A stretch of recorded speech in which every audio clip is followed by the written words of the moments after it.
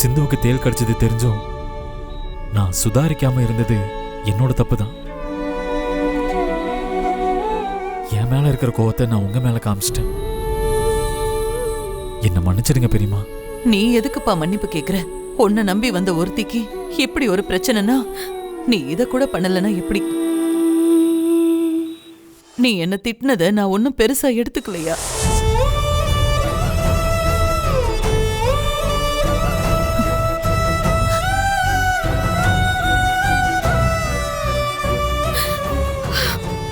Doctor தம்பி, உன் பொண்டாட்டி இன்னைக்கு உயிரோட இருக்கான்னா அதுக்கு அவங்க மட்டும்தாயா காரணம்.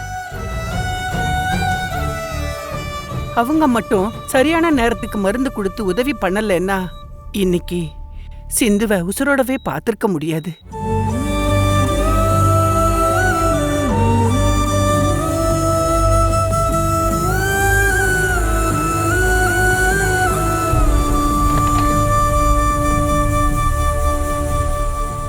அன்னபூர்ணி, நான் சொல்றேன்னு தப்பா நினைச்சுக்கிறாதம்மா.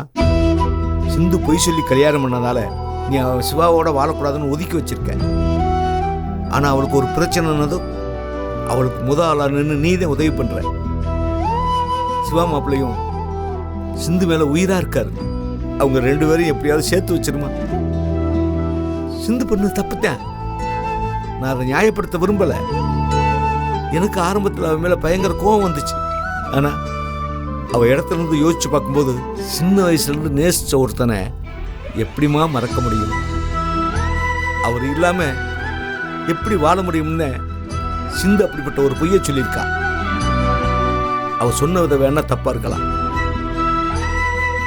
ஆனா அவ சிவாவை உயிருக்கு உயிரை நேசிச்சது உண்மைமா. அவர் ஒரு கணம் புரிஞ்சாலும் அவ உயிரோடு இருக்க மாட்டாமா. அதே மாதிரி டாக்டர் மாப்பிள்ளையும் அவளை உயிருக்கு உயிரா நேசிக்கிறார். அவங்க 2 பேரையும் பிரிச்சு வாழ்நாள் முழுக்க அந்த பழியை நம்ம சுமக்க வேண்டாமா. என் மனசுல தோணுதை சொல்லிட்டேன். அதுக்கப்புறம் உன் விருப்பம்மா.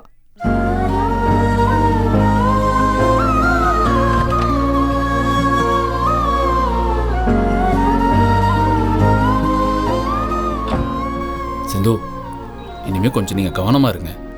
ஏதோ அம்மா இருந்ததுனால உங்களை பார்த்துக்கிட்டாங்க, இல்லைன்னா என்ன ஆயிருக்கும்? பைரவி எப்பவும் வீட்டில் தான் இருப்பாங்க. ஆனால் இன்னைக்குன்னு பார்த்து அவங்களும் வெளியே போயிருந்திருக்காங்க. நல்ல வேலை, கடவுள் புண்ணியத்தில் எதுவும் தப்பாக நடக்கலை. ஆறுமுகம், சிந்துக்கு இப்படி ஆயிடுச்சுன்ற கோவத்தில் பெரியம்மா கிட்ட நான் கொஞ்சம் கோவமாக பேசிட்டேன். எனக்கு உண்மையிலேயே ரொம்ப கஷ்டமா இருக்கு. இன்னி வரைக்கும் பெரியம்மாவை நான் குரலை வசதி ஒரு வார்த்தை கூட பேசினதில்லை.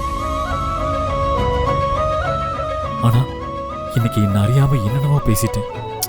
விடு சிவா, நீ சிந்துக்கு இப்படி ஆயிடுச்சேன்ற பதட்டத்தில் தான் இப்படிலாம் பேசிட்டேன்னு அம்மாவுக்கு நல்லா தெரியும். அவங்களும் உன்னை பற்றி எதுவும் நினைக்க மாட்டாங்க. இந்த உலகத்தில் அவங்கள விட உன்னை புரிஞ்சுக்கிட்டவங்க வேற யார் இருக்க முடியும் சொல்லு?